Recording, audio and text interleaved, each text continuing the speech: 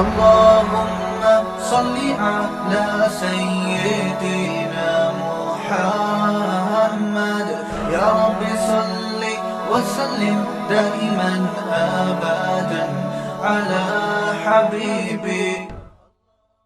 اللہ تعالیٰ نے انسان کو جو زندگی دی ہے اس زندگی کے دو پہلو ہیں اور دونوں پہلو میں اس کو اصلاح کی ضرورت ہے. جیسے ایک مادی زندگی ہے اور ایک اس کی روحانی زندگی ہے. ویڈیو نہیں بنائے لکھا ہوا ہے نا. تو مادی زندگی میں بھی اگر وہ ہدایت حاصل نہیں کرتا، اس پر تو بہت دفعہ بیان ہو چکا ہے، میں اس سے آگے کی چیز آج بیان کروں گا کہ مادی زندگی میں بھی اس کو ہدایت کی ضرورت ہے اور روحانی زندگی میں بھی اس کو ہدایت کی، گائیڈنس کی ضرورت ہے. پھر جب اس کو گائیڈنس مل جائے، صحیح راستہ مل جائے، چاہے اس کا مادی زندگی سے تعلق ہو یا روحانی زندگی سے تعلق ہو،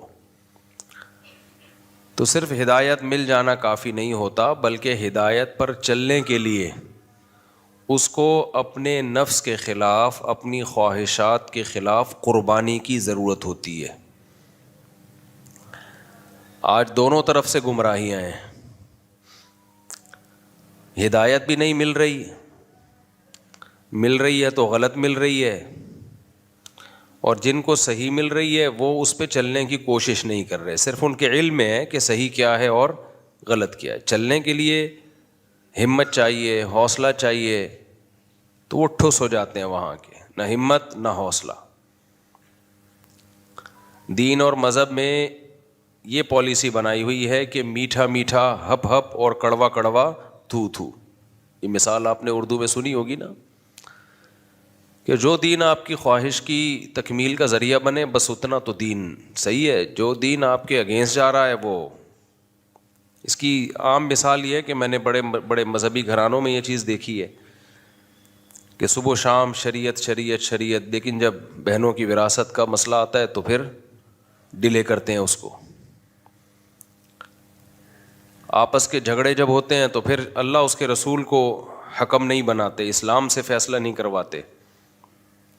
صبح و شام مولانا لوگوں سے جن چڑیل بھوت بھگواتے ہیں، جنازے بھی انہی سے پڑھواتے ہیں، پھونکے بھی انہی سے لگواتے ہیں، لیکن اپنے فیصلوں میں یہ نہیں کہتے کہ جی مولوی صاحب جو فیصلہ کریں گے وہ ہم مانیں گے.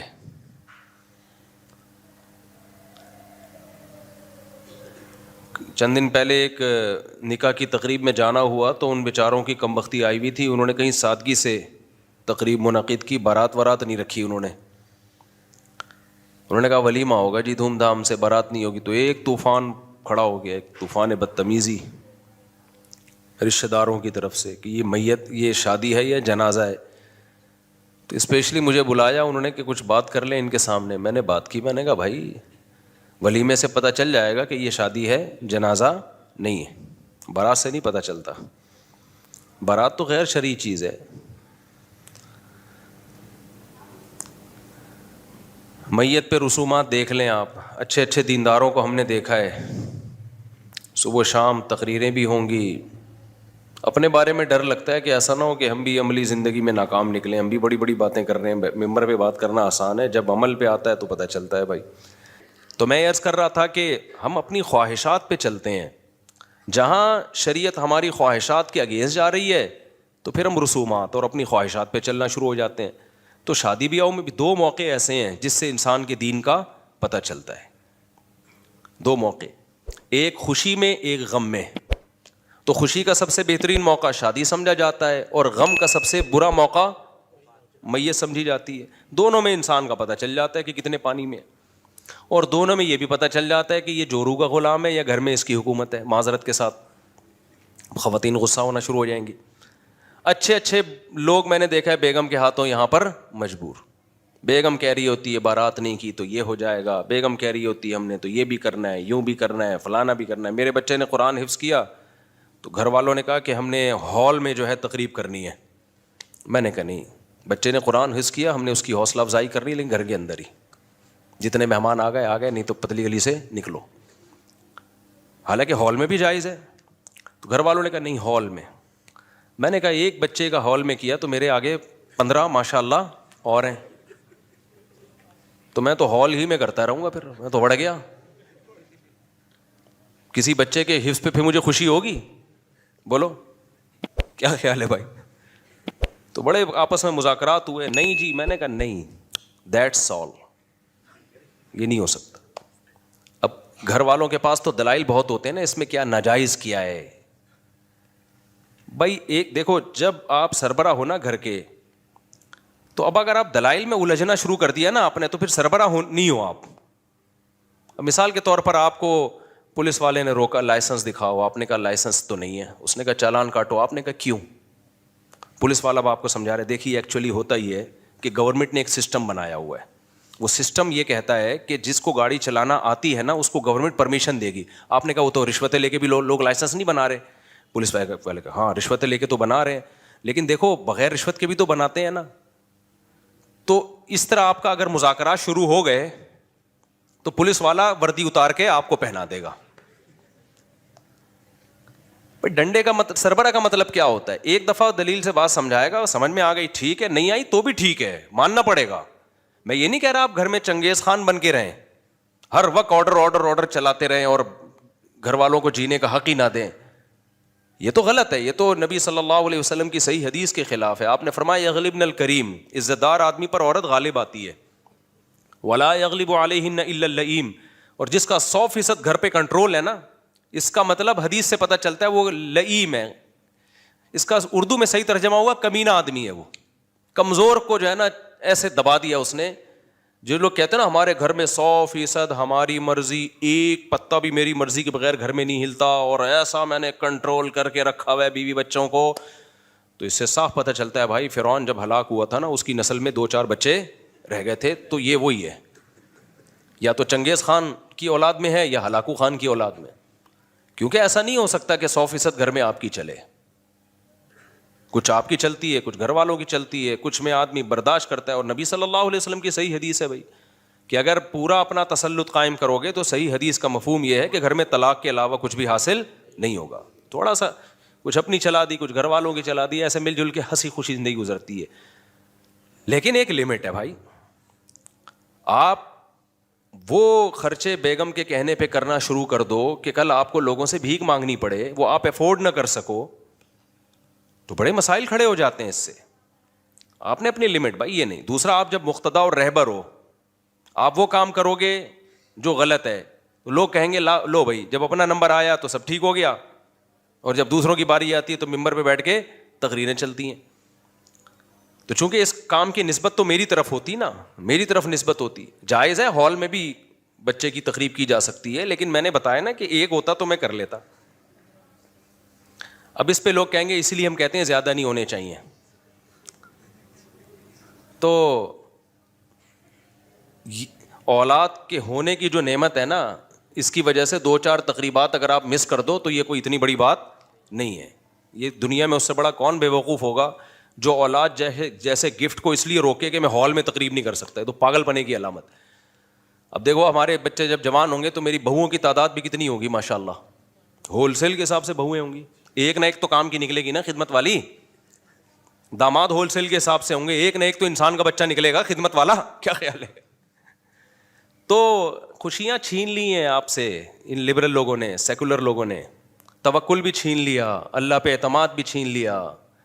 کیسے کیسے واقعات سامنے آتے ہیں نا. میں دل چاہتا ہوں ان کو کیمروں کے سامنے لاؤں میں ان لوگوں کو, اور ان کو کہوں کہ اپنا انٹرویو کیمرے میں ریکارڈ کرواؤ کہ ہم نے نسل روکی تھی اور آج ہم بھگت رہے ہیں. میرا دل چاہتا ہے جاپانیوں کو سامنے لے کر آؤں, ان کے بڈھوں کو جن کو ترقی کا جھانسا دے کے نسل رکوائی گئی اور وہ آج رو رہے ہیں کاش ہماری نسلیں بڑھتی اور ہم اتنی ترقی کر کے بھی ڈپریشن میں نہ جاتے. تو ہم اللہ کا شکر ہے اللہ رسول نے ہمیں صحیح گائیڈ کیا ہے بالکل, ہمیں اب کسی اور گائیڈنس کی بالکل بھی ضرورت نہیں. تو خیر, تو میں یہ عرض کر رہا تھا کہ 2 موقع ہیں جس پہ انسان کا پتہ چلتا ہے خوش ہے یا غم زدہ ہے. ایک موقع کون سا ہے بھائی؟ خوشی کا موقع. ایک غم کا موقع. خوشی میں اکثر شادی کی مثالیں دی جاتی ہیں, آپے سے باہر ہو جاتے ہیں لوگ. اللہ میاں نے دیکھو انسان کی کیا مثال دی ہے, ان الانسان خلق ہلوعا, اذا مسہ الشر جزوعا واذا مسہ الخیر منوعا. اللہ نے فرمایا انسان بڑا جلد باز ہے, اعتدال میں نہیں رہتا, ہر موقع پہ آپے سے باہر. میں حرم میں تھا, میں پچھلے سال عمرے پہ گیا نا, تو شیخ معیقلی کی تلاوت بڑی خوبصورت تلاوت کرتے ہیں وہ امام حرم میں, بڑا پیارا قرآن پڑھتے ہیں. تو اللہ کی قدرت کہ میں جب پہنچا نا تو عشاء کی نماز کا وقت تھا, میں حرام میں تھا تو ڈائریکٹ نماز کھڑی تھی, طواف کا بھی موقع نہیں ملا. اب حرم کا منظر ہو اور ابھی ابھی آپ پہنچے ہو, تو امام حرم عشاء میں یہی آیت تلاوت کر رہے تھے, اور کمال کی بات ہے اس جگہ کھڑے ہو کر تلاوت کر رہے ہیں جہاں یہ نازل ہوئی آیت, مکی آیت ہے اور وہیں نازل ہوئی ہے مکہ میں. وہ تلاوت کر رہے تھے اس وقت جو میری کیفیت تھی وہ میں ہی جانتا ہوں. ان الانسان خلق ہلوعا, کیسا پیارا کلام ہے. اللہ کہتے ہیں ہم نے انسان کو جو بنایا ہے نا یہ بڑا جلد باز ہے, یہ کہیں بھی اعتدال پہ قائم نہیں رہتا. اذا مسہ الشر جزوعا, جب اسے مصیبت پہنچتی ہے بے صبری میں چیخو پکار شروع کر دیتا ہے, ہائے ہائے, جیسے کوئی خدا ہے ہی نہیں جو اس سے مصیبت کو دور کر سکتا ہے. جیسے یہ مصیبت آزمائش نہیں ہے بلکہ عذاب بن کے آئی ہے. جیسے پہلی دفعہ اسی کو مصیبت ملی ہے, اس سے پہلے تو آج تک کسی پر کوئی مصیبت آئی نہیں. یہ پڑھی لکھی قوموں میں ہمیں دیکھنے کو مل رہا ہے, فوراً ڈپریشن میں جاتے ہیں. اذا مسہ الشر جزوعا, فرمایا جب کوئی مصیبت پہنچتی ہے آپے سے باہر ہو جاتا ہے. میتوں میں دیکھو نا ایسے ایسے اچھل اچھل کے ہا ہو کر رہے ہوتے ہیں. وَإِذَا مَسَّهُ الْخَيْرُ مَنُوعًا, فرمایا جب خوشی پہنچتی ہے کنجوس بن جاتا ہے, اپنی خوشیوں میں دوسروں کو شریک نہیں کرنا. پیسہ آ گیا نا, اس فکر میں لگتا ہے کسی کو پتہ نہ چلے, ایسا نہ ہو مجھ سے چندہ مانگ لے,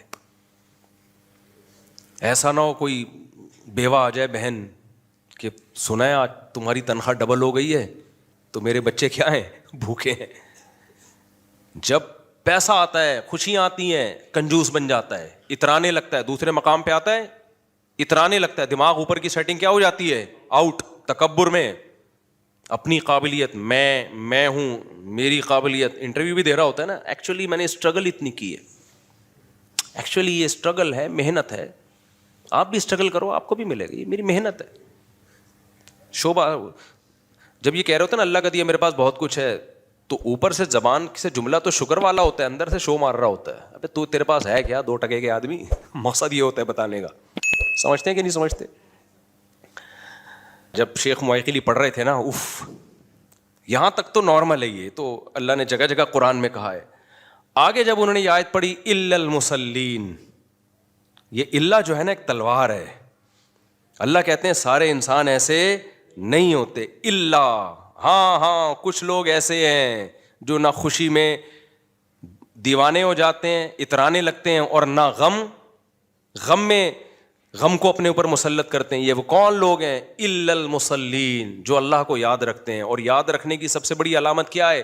نمازوں کو قائم کرتے ہیں.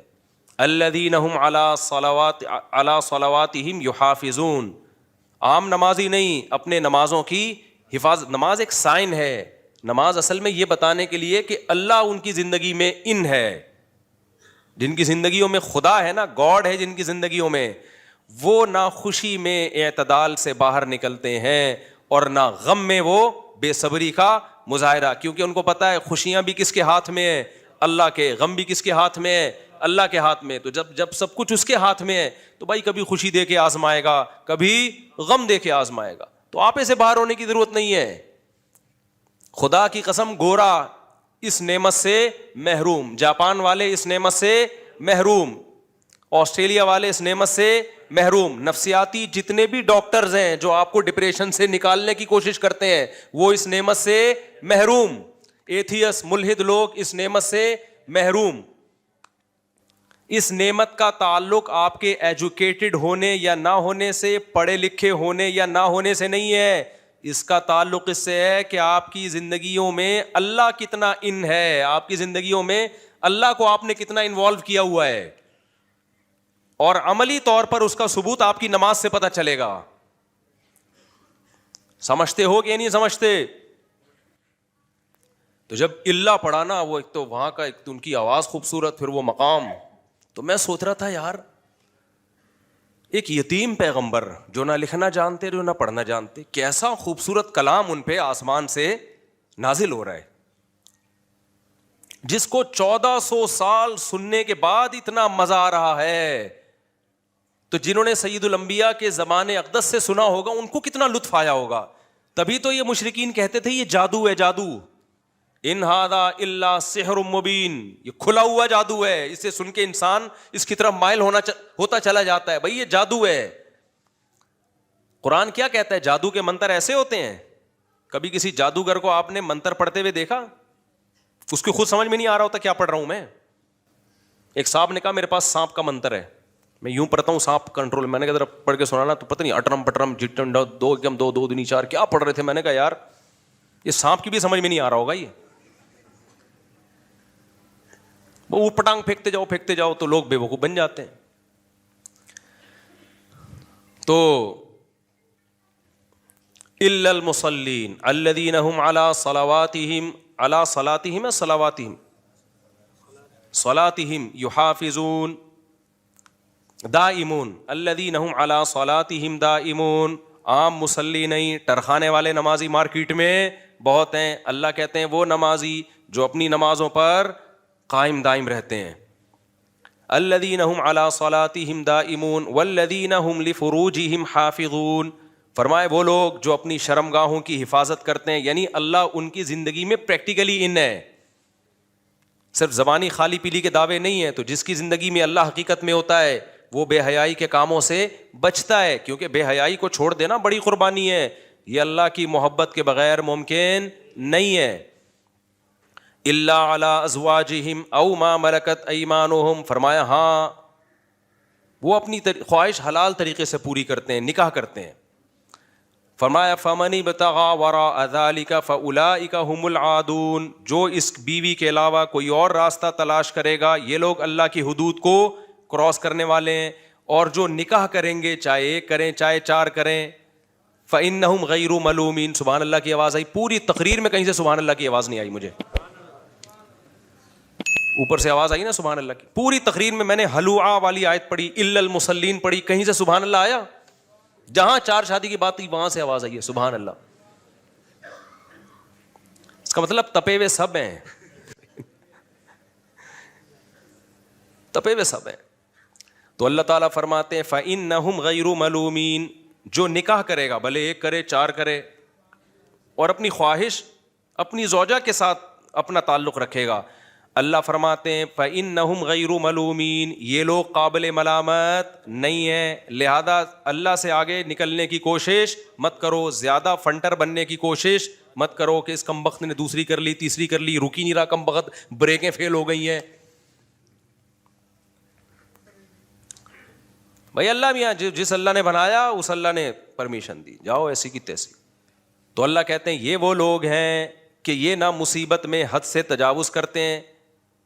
اصل میں ان مثالوں سے نا جزیات سے کلیات سمجھانا مقصد ہے۔ اب آپ کہہ سکتے ہو جو نکاح کرتے ہیں اس کا صبر سے کیا تعلق ہے؟ بھائی تعلق یہ ہے کہ وہ نکاح اللہ کا حکم سمجھ کے کر رہے ہیں، نماز اللہ کا حکم سمجھ کے پڑھ رہے ہیں، اس کا مطلب ان کے سوسائٹی میں ان کی زندگی میں اللہ ہے، جس کی زندگی میں اللہ ہوتا ہے پھر وہ اعتدال سے زندگی گزارتا ہے، نہ پیسہ آنے کے بعد غریبوں کو گالیاں دینا شروع کرتا ہے، دماغ بھی نہیں خراب ہوتا اس کا، اور نہ غربت میں وہ ڈپریشن میں جاتا ہے، نہ خودکشی کی طرف جاتا ہے۔ وہ کہتا ہے یہ کس کی طرف سے ہے؟ اللہ کی طرف، صبر کرتا ہے وہ۔ آج مصیبت میں ذرا سی بات پہ خودکشیوں کی طرف جا رہے ہیں لوگ، ذرا آتے رہتے ہیں میرے پاس لوگ۔ ایک نوجوان میرے ساتھ سیلفی لے کر گیا، چند دن کے بعد پتا چلا جی بے روزگاری میں خودکشی کر لی ہے۔ ایک اور نوجوان آیا چند دن پہلے ادھر ہی مسجد میں کہ میرا 5-6 کروڑ روپے کا نقصان ہو گیا، سارا بزنس تباہ ہو گیا، کرپٹو کرنسی کی رٹ لگا کے رکھی ہوئی تھی نا لوگوں نے۔ لوگ نا ہمیں گن پوائنٹ پہ کہتے ہیں فتوا دو، کرپٹو کرنسی پہ میرے اوپر ایسا دباؤ تھا کہ اس کو فتوا دو کہ یہ کرو، حلال ہے، طیب ہے، پاکیزہ ہے۔ ہم نے خود بھی ٹوٹی پھوٹی تحقیق کی، بڑے علماء سے بھی رابطہ کیا، انہوں نے کہا بھائی یہ بھی کنفیوژن ہے، اس میں کیا ہے؟ کنفیوژن ہے. ہم اس کو حرام نہیں کہہ رہے کیونکہ ابھی دلائل کیا ہے اس کے؟ مشتبہ دلائل ہیں. حلال بھی نہیں کہہ رہے ہم. جس نے کرنا ہے اپنی ذمہ داری پہ کرے, ہمارے کندھے پہ رکھ کے بندوق نہ چلائے. بہت لوگوں نے تانے دیے مجھے بھی کہ اصل میں یہ نا خود جب آئے گا نا ان کا بزنس خود کریں گے تو پھر حلال ہوگا, ابھی حلال نہیں ہے. تو اصل میں یوں ہے, اصل میں بہت کچھ کام ہے. نہ ہم نے خود کیا اور ہم نے لوگوں سے بھی کہا بھائی ہمارے کندھے پہ رکھ کے بندوق نہیں چلاؤ. آج اس کرپٹو کرنسی کا حسرت تو دیکھو. 2 ڈپریشن کے مریضوں سے تو میں مل چکا ہوں. ایک تو خودکشی کرنے جا رہا تھا, اللہ نے بچا لیا. دوسرا تو وہ تو میڈیسن پہ لگ گیا ہے تو بچ گیا. کسی ڈاکٹر کے پاس گیا, ڈاکٹر نے, کیونکہ 3-3, 4-4, 5-5, 10-10 کروڑ روپے لوگوں کے ڈوبے ہیں. ہر آدمی چاہتا ہے بیٹھے بیٹھے میں کیا بن جاؤں؟ امیر بن جاؤں. یہ بھی بے اعتدالی ہے. تمیز سے امیر بنو, بن گئے ٹھیک ہے, نہیں تو جتنا ہے اس پہ تو گزارا کرو گے نا. ہر آدمی چاہ رہا ہے 2 منٹ میں بیٹھے بیٹھے کیا بن جاؤں. ابے تمیز سے بزنس کرو, ٹماٹر خریدو بیچو, جس چیز کی ضرورت ہو. کچھ چیزیں ایسی ہیں جو ہمیشہ چلیں گی. ٹماٹر ہمیشہ کھایا جائے گا. انڈیا چاہے آپ کا ٹماٹر بند بھی کر دے پھر بھی آپ ٹماٹر کھاؤ گے, کیونکہ ٹماٹر کی کڑھائی کا جو مزہ ہے وہ وداؤٹ ٹماٹر نہیں ہے. لیکن چھلکا بیج نکال لیا کرو اگر مجھے کھلانا ہو تو. مجھے چھلکے بیج سے الرجی ہے, کیونکہ اب وہ سن کے نا لوگ میرے لیے خوب ٹماٹر لا کے رکھیں. تو ٹماٹر کا چھلکا بیج سے مجھے الرجی ہے. ہر ایک کو نہیں ہوتی لیکن مجھے ہے. تو گوشت ہے, ہر دور میں انسان کھا رہا ہے. پراپرٹی ہے, ہر دور میں. آج پراپرٹی گری ہے, کل دوبارہ, کیونکہ رہنا تو ہے نا, بچے تو پیدا ہو رہے ہیں تو جگہ تو چاہیے نا انسان کو. کیا خیال ہے بھائی؟ آپ آبادی آج نہیں کل ڈبل ہوگی تو ان کو چاہیے ہوگا, پلاٹ چاہیے ہوگا. تو یہ تمیز والے بزنس ہیں, انسانوں والے بزنس, یہ کیا کرو. اور وہ جو آج کل ایک آ رہا ہے وہ کیا ہے, وہ چین کی ایک صورت بنتی ہے نا, 5 آدمیوں کو آپ نے پہنا دی وہ چیز, وہ آگے 5 کو پہنائے گا, اس کا بھی آپ کو کمیشن آئے گا. وہ بلاک چین کہتے ہیں اس کو. کیا کہتے ہیں؟ کیونکہ ہم نے جب اس پہ ریسرچ کی تو گولڈن کی کے نام سے کمپنی نے بڑا بیوقوف بنایا تھا لوگوں کو. ہم لوگوں کو منع کر رہے ہیں یہ کمانے کا صحیح طریقہ نہیں ہے. یہ کون سا طریقہ ہے؟ وہ اگلا 5 کو 25 کو بیچے گا تو ان کا کمیشن آپ کو کس کھاتے میں مل رہا ہے؟ اس کا نقصان ہوگا آخر میں جب کوئی جو بندے رہ جائیں گے نا جن کو پہنانے کے لیے کوئی بندہ ملے گا ہی نہیں, ان کی رقمیں ڈوبیں گی. یہ گورے کا کوئی دین نہیں ہے بھائی. وہ کہتا ہے جس طرح سے پیسہ آتا ہے آئے بس. اسلام نے آپ کو ایک باؤنڈری کھینچی ہے, یہ جائز طریقہ ہے اور یہ ناجائز طریقہ ہے. تبھی تو انشورنس حرام ہے کہ آپ کے ابا مر گئے تو آپ کو پیسے مل جائیں گے, نہیں مرے تو انشورنس کمپنی کا فائدہ ہے. ابے یہ پیسہ کمانے کا کون سا طریقہ ہے؟ یہ تو جوا ہے. سمجھتے نہیں ہو بات کو.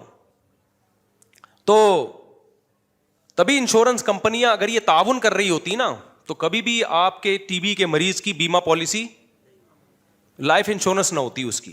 وہ پہلے چیک کرتے ہیں بندے کے مرنے کے چانسز کتنے ہیں. اگر مرنے والا ہے بالکل بھی اس کے ساتھ تعاون, ان کو پتا ہے یہ بھی پالیسی لے کے فوراً اگلے دن مرے گا, ٹھیک ٹھاک پیسہ اس کو دینا پڑے گا. وہ بالکل باڈی بلڈر ہو, اس کے ڈولے شولے بنے ہوئے ہو, فٹ فاٹ ہو بالکل, اس کو کہتے ہیں یہ آئے. جس کے بھی فی الحال وہ اس میں 150 اس طرح کے آ گئے تو انہوں نے کہا اگر ایک مر بھی گیا نا تو 99 کا پروفٹ تو ہمیں مل جائے گا. اب چونکہ اللہ کا قانون ہے, وہ اللہ تو پابندیاں لگاتے ہیں, انسان تو کہتا ہے جانے دو بھائی. اور یہ انشورنس کمپنیاں جو آپ کو کہتی ہیں نا کہ ہم آپ کو اتنا پروفٹ دیتے ہیں, دیکھیں آپ کی سیکیور ہو جاتے ہیں, بھائی آپ سیکیور نہیں ہوتے. یہ بالکل ایسا ہی ہے جیسے آپ یورپ میں آدھی تنخواہیں ٹیکس میں جاتی ہیں اور علاج آپ کا فری میں ہوتا ہے. نہیں آئی میرا خیال ہے بات. میں آسٹریلیا گیا تو انہوں نے کہا ہمارا سب کچھ فری ہے. میں تو خوشی سے بے ہوش ہوتے ہوتے رہ گیا. اتنے اچھے اسپتال, یہ بھی فری, علاج بھی فری, فلانا بھی فری, ڈمکانا بھی فری. تو میں نے پوچھا سر آپ کی تنخواہ؟ کہتے ہیں 10 لاکھ تنخواہ ہے, یا شاید 1 کروڑ, پاکستانی حساب سے 1 کروڑ تھی, بڑے اچھے. تو میں نے کہا آپ کا ٹیکس؟ کہتے ہیں 43 لاکھ میرا ٹیکس میں جاتا ہے. میں نے کہا ایک دفعہ جو آپ ٹیکس دے دیتے ہو نا, ہمارے پاکستان میں پوری زندگی کی اسکول کی فیسیں آپ کی ادا ہو گئیں, تو فری کہاں سے ہے؟ ہاں آرگنائز حکومتیں ہیں, ایک مینجمنٹ ہے, تو وہ ٹیکس دے کے ان پہ لگ جاتا ہے, وہ بھی پورا نہیں, پھر بھی نہیں لگتا, بہت زیادہ ٹیکس ہے. تو فری تو ہم لوگ ہیں بھائی. صحیح بتا دوں آپ کو, 50 روپے ٹیکس نہیں دے رہے. خیر, تو میں یہ عرض کر رہا تھا, کیا عرض کر رہا تھا, بار بار میں دائیں بائیں ہو رہا ہوں بھائی, یہ بڑا مشکل ہے یار, مجھے کنٹرول کرنا بہت مشکل کا. ہاں تو میں یہ عرض کر رہا تھا الا المصلین الذین هم علی صلاتهم دائمون والذین هم لفروجهم حافظون والذین هم لاماناتهم وعهدهم راعون. اللہ کہتے ہیں میں جن کی زندگیوں میں ان ہوتا ہوں, جو اعتدال والی زندگی ہوتی ہے, نہ خوشیوں میں اترانا شروع کرتے ہیں, اوقات سے باہر آ گئے. جیسے غریب کے پاس نیا پیسہ آئے تو کہتے ہیں نا یہ اوقات سے, کہتے ہیں نا لگتا ہے یہ دولت نہیں ہے, بالکل ہی آپے سے باہر ہو جاتا ہے. تو اللہ کہتے ہیں کہ اسی طرح وہ لوگ جن کی زندگیوں میں اللہ ان ہے, تو یہ کیسے پتہ چلے گا؟ فرمایا لِأَمَانَاتِهِمْ وَعَهْدِهِمْ رَاعُونَ, وہ اپنی امانتوں اور معاہدوں کی پابندی کرتے ہیں.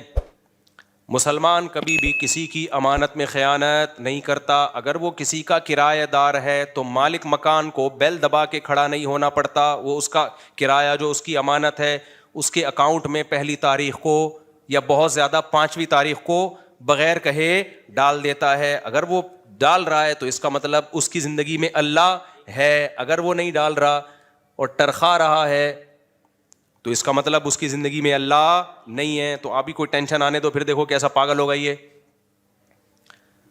اسی طرح میرے بھائی جب کرایہ دار مکان, اپنے سارے قصے لے کے میں آپ کو سنا رہا ہوتا ہوں, اگر کوئی کرایہ دار مکان خالی کر دے تو مالک مکان اس کا ایڈوانس 6 مہینے سال روک کے نہیں رکھتا, بغیر کہے اس کو ٹائم پہ واپس کر دیتا ہے. اگر واپس کر رہا ہے اس کا مطلب یہ مالک مکان انسان کا بچہ ہے.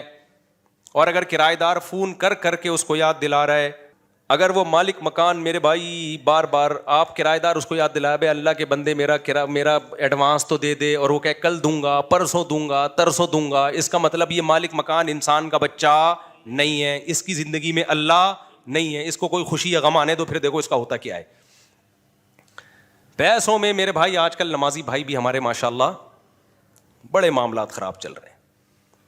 تو وہ جو میں بتا رہا تھا نا 5-6 کروڑ کا نقصان کر کے آیا, خودکشی بیچارہ کرنے والا تھا, تو میں نے اس کو سمجھایا مت کر. کہہ رہے میں کیا کروں, میں شادی شدہ ہوں, اب میں نے کرپٹو کرنسی میں بڑھ گیا, میں پیسہ برباد ہو گیا میرا. تو میں نے کہا میرے بھائی آپ نے گناہ کیا, گناہ کا حل کیا ہے؟ 2 رکعت پڑھ کے اللہ سے توبہ کرو, تو اللہ سے رو کے معافی مانگو. رونا نہیں آتا, رونے جیسی صورت بنا لو. کتنا آسان کر دیا اللہ نے, کیونکہ رونا اپنے اختیار میں نہیں ہے. ہاں کچھ لوگ ہیں جن کے اختیار میں ہے, جب چاہیں بٹن دبائیں رونا شروع کر دیں گے. ٹی وی پہ آتے ہیں نا, شب برات پہ رو رہے ہیں, اس کے بعد ہنس رہے ہیں. وہ پتہ نہیں ان کو اللہ نے کیا صلاحیتیں دی ہیں. تو وہ ایکٹر لوگ ہوتے ہیں, مذہبی ایکٹر بھی بہت ہیں دنیا میں, سیاسی ایکٹر بھی بہت ہیں. بعض دفعہ جس نے مارا ہوتا ہے وہی رو رہا ہوتا ہے سب سے زیادہ جنازے میں. حقیقت یہاں ایکٹنگ بہت ہے, لیکن سچی مچی کا جو رونا ہے بھائی وہ اپنے کنٹرول میں نہیں ہوتا. تو اپنے کنٹرول میں تھوڑی ہوتا ہے جو سچی مچی کا رونا ہے. تو اب اللہ تعالیٰ کیا فرماتے ہیں, ہاں وہ جو تھا نا, وہ میں چونکہ یہ واقعہ سنا دوں, اور بھی بہت سوں کو خودکشی کے اللہ نہ کرے خیالات آ رہے ہوں, تو یہ سن کے نا ان کو موٹیویشن ملے گی, خودکشی کی طرف نہیں جائیں گے. اب وہ کروڑوں روپے ڈوب گئے, شادی شدہ آدمی ہے. میں نے کہا پہلے تو 2 رکعت پڑھ کے اللہ سے کیا کرو, توبہ, کہ اللہ میں نے ایک دن میں کروڑ پتی بننے کی کوشش کی ہے, مجھے معاف کر دے. دنیا کو مسافر خانہ میں نے نہیں سمجھا. اور علماء منع بھی کر رہے تھے, کرپٹو کرنسی ایک رسکی چیز ہے, ہوائی چیز ہے, ایک سافٹ ویئر ہے. تو کہہ رہے میں نے کہتے ہیں پھر اللہ معاف کر دے گا. میں نے کہا ہاں. کہہ رہے ابا تو نہیں معاف کریں گے نا, بیوی بچے کہاں سے, تو نہیں معاف کریں گے نا.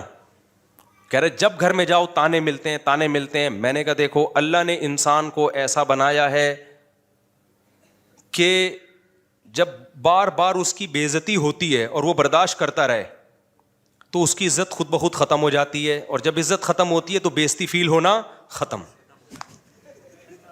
حقیقت ہے. وہ ایک آدمی تھا نا, کسی محلے سے آیا, کہتا ہے اللہ کا بڑا فضل ہے میری عزت نہیں ہے اس علاقے میں. لوگوں نے کہا اس میں فضل کی کیا بات ہے؟ کہہ رہا اگر عزت ہوتی نا تو آج بڑی بے عزتی ہو جانی تھی, مجھ سے کام ایسا ہو گیا کہ بے عزتی. کہہ رہے پہلے سے عزت ہی نہیں تھی. دیکھو کوئی چرسی ہیروئن چی جوتے چراتا ہوا پکڑا جائے تو اپنی بے عزتی فیل کرتا ہے؟ وہ بالکل بھی فیل نہیں کرتا وہ. تو میں نے کہا میرے بھائی جب آپ چند دن ابا کے تانے سنو گے, ادھر سے تانا, بیوی کا تانا, بچوں کا تانا, تو چند دن صبر کر لو, کیونکہ وہ نہ گھر چھوڑ کے روڈ پہ سو سکتا ہے بھائی, بیوی بچے چھوڑ کے کہاں جائے وہ. تو میں نے کہا تھوڑے دنوں میں یہ ہوگا کہ آپ کو بے عزتی فیل ہونا, بے عزتی ہوگی, فیل نہیں ہوگی. صحیح ہوگی مگر فیل اتنا خوش ہوا نا, صحیح بات, ایسا خوش ہوا مجھے لگا اس کے چہرے پہ باہر آ گئی. میں نے کہا چند دن کی بات ہے, عادت ہو جائے گی. ہر وقت آنے. میں یہ سب بھگتا ہوا ہوں اصل میں, کیونکہ میں نے جب دوسری کی تھی نا تو میرے ساتھ یہی ہوا تھا. یہ سب پریکٹیکلی ہو چکا ہے میرے ساتھ. تو مجھے اپنی شروع میں بہت بے عزتی فیل ہوتی تھی. مجھے لگتا تھا دنیا کا سب سے برا آدمی اس کائنات میں میں ہوں. تھوڑے دن میں فیل ہونا ختم ہو گئی. تو اس کے بعد آٹو پہ سیٹ ہو گئے ہم, آٹو پہ ہو گئے. تو اللہ تعالیٰ کیا فرماتے ہیں کہ بھئی الا المصلین، ہاں والذین ہم لاماناتہم وعہدہم راعون، امانتوں میں خیانت نہیں کرتے. 2 نمبر ہی نہیں کرتا مسلمان، معاہدوں کی خلاف ورزی نہیں کرتا. زبان سے کچھ بول رہا ہے اور دل میں نیت کچھ اور ہے. آج کل جو جتنی زیادہ ٹوپیاں کرائے نا اس کو اتنا صاحب کمال سمجھا جاتا ہے. جتنا جھوٹ بولے گا اتنا اچھا سمجھا جائے گا. تجارت میں تو اب اعتماد ہی نہیں رہا نا یہاں کی پروڈکٹ. اچھا میرا ایک بیان چلا ہے کہ ہمارے مسالوں پر باہر ملکوں میں پابندی ہے، یہ فیس بک پہ بیان چلا ہے. اس پہ لوگوں نے نیچے کمنٹس کیے ہوئے یہ جھوٹ بول رہے ہیں، ہم نے تو بہت سارے اپنی کمپنیوں کے مسالے دیکھے ہیں. دیکھو جب ایک آدمی اتنے کانفیڈنٹلی کسی ممبر پہ بیٹھ کے دعویٰ کرتا ہے نا تو غلط نہیں کر رہا ہوتا. اگر آپ کو لگ رہا ہے کہ غلط کر رہا ہے تو آپ اس کی بات کو سمجھو، آپ اس کو صفائی کا موقع دو. ایک دم جھوٹ کے الزامات لگا دینا، میری دنیا میں کتنی ٹریولنگ ہوئی ہے تو میں اتنا بڑا جھوٹ بولوں گا کہ ان کمپنیوں کو بدنام کرنے کے لیے. باہر ملکوں میں جو مسالے مل رہے ہیں نا ان کا فارمولا چینج ہوتا ہے. سمجھتے ہو کہ نہیں سمجھتے؟ تو میں نے یہ نہیں کہا کہ ان کمپنیوں کو پر بین ہے، میں نے یہ کہا ہے کہ یہ والے مسالے باہر ان کمپنیوں کے نہیں مل رہے ہیں تو فارمولا چینج ہوتا ہے. یہاں جو آپ کو مسالے مل رہے ہیں ان کا فارمولا الگ ہے، باہر جو مل رہے ہیں وہ الگ ہیں. تو یہ تو میں نے خود یہاں کے مسالوں کی بریانیاں بھی باہر کھائی ہیں، قورمے بھی کھائے ہیں، پیٹ نہیں خراب ہوتا. یہاں کھاؤ تو خراب ہوتا ہے. اور یہ تحقیق کی ہے پوری کہ وہ چینج ہیں. کچھ چیزیں یہاں پر ایسی ڈالی جاتی ہیں ذائقہ بڑھانے کے لیے جو آپ کی صحتوں کا بیڑا غرق کرتی ہیں، لیکن ٹیسٹ اس سے گین ہو جاتا ہے تو پبلک پھوڑتی پھاڑتی ہے کیونکہ وزیر خوراک کا پتہ ہی نہیں وہ مارکیٹ میں ہے کہاں پہ وہ. اور وزیر خوراک اگر بیچارہ آئے گا بھی تو 4 ڈبے اس کو فری میں دے دیں گے مسالوں کے. تو ان وزیر خوراک کے علاوہ کی بات کر رہا ہوں جو بھی موجودہ وزیر خوراک ہیں. تو خیر، تو باہر ملکوں میں مسالے ہیں. پابندی کا مطلب میرا یہ نہیں تھا کہ یہ نام پہ ہی پابندی ہے، یہ میں نے بیان میں یہ دعویٰ نہیں کیا ہے. تو میں لوگوں سے بھی کہتا ہوں کہ تھوڑا سا اخلاقیات کے دائرے میں رہ کے کمنٹس کیا کریں. آپ یہ بول دیں کہ مفتی صاحب کو غلط فہمی ہوئی ہے، بولا جھوٹ بول رہا ہے یہ مولوی، اس طرح کہتا یہ مولوی جھوٹ بول رہا ہے، مجھے کیا جھوٹ بولنے سے ملے گا بھائی؟ جھوٹ بول رہا ہے یہ مولوی، جھوٹ بول رہا ہے مولوی. یہ مسالے ہیں تو کوالٹی میں فرق ہے. کچھ چیزیں ایسی ڈالی جاتی ہیں جو باہر ملکوں میں پابندی ہیں تو وہ سارے مسالے اٹھا کے نا کنٹینر سمیت سمندر میں پھینک دیتے ہیں. وہ کہتے ہیں یہ پاکستانیوں کو کھلاؤ، یہ ان کی آنتیں ہی اس تیزاب کو ہضم کر سکتی ہیں، ہماری آنتیں ابھی اس قابل ہوئی نہیں ہیں. تو گند ہے جو ہم لوگ کھاتے ہیں، کھا لیتے ہیں، ہم بھی کھا لیتے ہیں جا کے ہوٹلوں میں، لیکن اس کے فضائل کم از کم نہ سنایا کریں. اور یہ کیوں ہو رہا ہے؟ اس آیت کی مخالفت. لِأَمَانَاتِهِمْ وَعَهْدِهِمْ رَاعُونَ، معاہدوں کی پابندی، امانتوں میں خیانت. جب کوئی بندہ ہوٹل میں کھانا کھانے کے لیے جاتا ہے تو وہ بھی تو ایک آپ پر اعتماد کر کے گیا ہے نا. کیا خیال ہے بھائی؟ تو اس کو اگر آپ صرف ٹیسٹ کے لیے نقصان دہ چیز کھلانا شروع کر دیں تو یہ بھی تو اس کے ساتھ خیانت ہو رہی ہے. وہ آپ پر اعتماد کر کے آیا آپ کے ہوٹل میں. تو یہ خیانت ماشاءاللہ طبیعت سے چل رہی ہے ہماری سوسائٹی میں.